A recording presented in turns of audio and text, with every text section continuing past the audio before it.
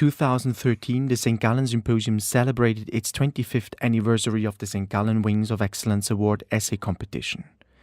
The symposium held a lively discussion round on the topic Empowering the Next Generation with current leaders, the 3 student winners of this year's competition, and other bright young minds. The session was hosted by Professor Yoko Ishikura, who introduced the 3 key areas technology, wealth, and values, which go to the bottom of the questions as to how the world for the young should look like in the future and what this means in terms of empowering the young generation already today. Technology. How will technology affect the future of the young and how should they use technology to empower themselves? Dr. Burton Lee specifically focuses on software. There are 2 types of software, embedded software and consumer software. The latter is fundamental for wealth creation as it includes social media, gaming, big data, cloud computing, the internet, and so on. Europe misunderstands the difference between consumer software and embedded software. By stating that Silicon Valley is a wealth creation engine, he takes the example of Microsoft. Between 1975 and 2009, many employees left Microsoft to found hundreds of new companies. They have been able to do so because many of them are scientists and software engineers. Because of stock option systems, employees could self-fund their own companies to create a major impact on the software ecosystem. This new breed of entrepreneurs then invested in the next generation of entrepreneurs, which keeps the wealth engine running in the long run. Major software companies are missing in Europe because employees don't have stock options and they don't found new companies. In other words, connections of proactive science and engineering people with funding for new companies are lacking in Europe. The link to empowering the next generation is to train young scientists and software engineers, train them in coding, give them capital, let them start new product and service concepts, let them develop leadership skills, which all lead to major paradigm shifts. This is beginning to happen in Europe, where in a successful startup scene, the critical mass is about to be reached. However, the difference in the United States compared to Europe is that much of new wealth creation is not being recycled within old elites, but, for instance, in Silicon Valley, going to young scientists and engineers who can start new things and therefore empower themselves with technology. Kilian Semmelmann, winner of the St. Gallen Wings of Excellence Award 2013, also believes that technology is an enabler for many things. Through modern technology, we have access to all information, can pursue online education and generate funding that is for the good for the young generation. It creates a more comfortable life for people. However, Kilian thinks that there is a flip side of the coin. Technology gets thrown at people, it is growing faster and getting more and more complex. Personal data becomes more transparent automatically and normal users are not anymore under control of their information, taking for example online logins and GPS usage on smartphones. The next generation will be born in an embedded and interconnected modern world, and to Kilian, the key question arises as to whether it will still be us controlling the developments of technologies, or if modern technologies will more and more take over control of humans. Yoko opened up the discussion to the round, and one focal theme was the lack of coding skills. On the one hand, the leaders of today clearly lack any understanding of the possibilities of coding. On the other hand, not enough young people learn engineering and coding skills today. The panelists agreed that all educational systems must change and catch up to current requirements in the job markets by teaching coding from primary school level onwards. Wealth.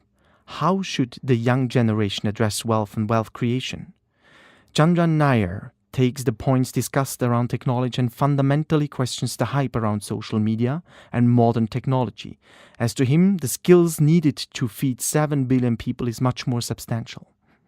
Chandran claims that the definition of wealth needs to be redefined because of 4 challenges, namely global population growth, climate change, technology overreach, and the crisis of capitalism.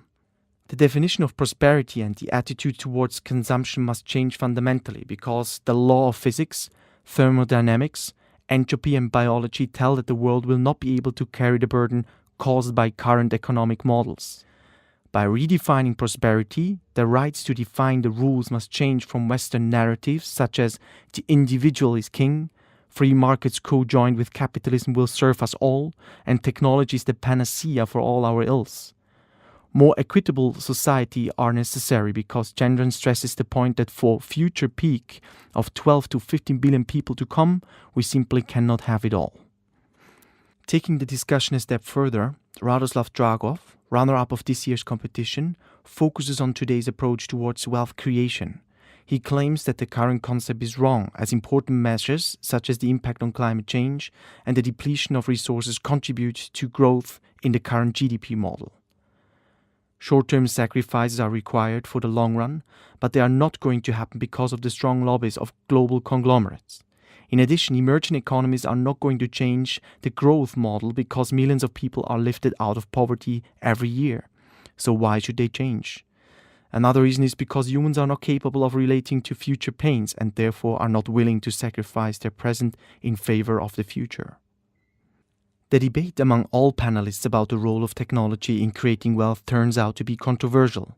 Very often, technology is used for good. Thanks to modern technologies, resources can be saved or at least be used more efficiently, taking the example of modern communication. At the same time, where the right rules aren't in place, technology can harm societies and the environment, thinking of the fishery industry, for example. How is technology supposed to support societies at grassroots level to exchange for the better in the long run?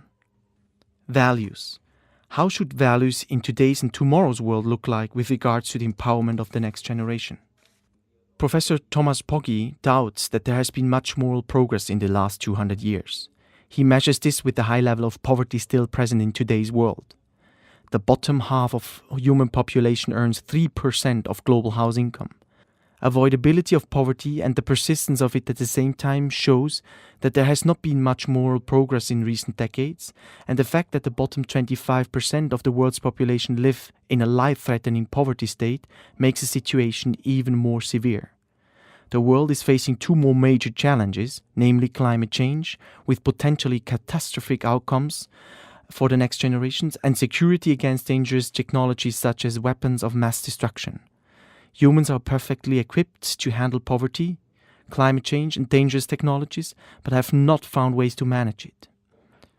There are a growing number of global institutional collaborations such as the WTO. However, supranational rulemaking is undemocratic because it is highly opaque and largely influenced by conglomerates and by the rich. Ordinary people should have more insight and influence in the decision-making processes of supranational organizations. Another solution would be to change the incentive system to trade agreements, which are largely designed in the interest of the poor. Taking the example of pharmacy industry, new medical discoveries should be rewarded from public funds on the basis of health impact, but the innovator would have to accept the condition to forego the usual markup rewards.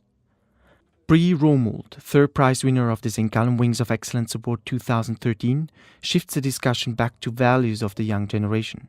Today's young generation has grown up in wealthy societies where they can shape their own lives individually and where they are overwhelmed with options. A complex and noisy external world challenges the young to dive into their inner selves and ask who they really are. Brie is surprised that many young people are not capable of describing their own identity. She is convinced that in today's complex and interconnected world, they enter a new landscape with a different value set compared to the previous generation, and the empowerment comes through discussing these new values. The discourse on global values for the next generation is a challenging one, as according to the panelists, it is difficult to define a universal value code. The panelists made aware that the current leaders should not forget to lead by example. Gendron also stressed that the term sustainability is abused broadly and must be discussed carefully. For instance, how are basic human rights defined when considering pollution control, pricing of public goods, the influence of conglomerates and the role of the state? Another angle the panelists discussed was the model of the nation-states. The structure of having national states was questioned due to the role and perception of international organizations, companies, and also the continuingly more globalized citizens who orient themselves within cities rather than nations. Yoko finally summarizes the course of the plenary debate by stating that the next generation needs to redefine the approach towards technology, common value sets, and particularly wealth creation. At the same time, she encourages the leaders of today not to avoid speaking and debating about these aspects. Who defines the rules in this globalized world? The right values for the young generation are the pressing question at hand, and one that is at the heart of the 43rd St. Gallen Symposium's topic, rewarding courage. On behalf of the 43rd IEC team, Yoku congratulates the 3 winners Kilian, Radoslav and Bree for their extraordinary achievement and bestows them the highly renowned St. Gallen Wings of Excellence Award. These 3 winners have competed with 1,000 graduate and postgraduate students representing almost 100 countries and more than 380 universities.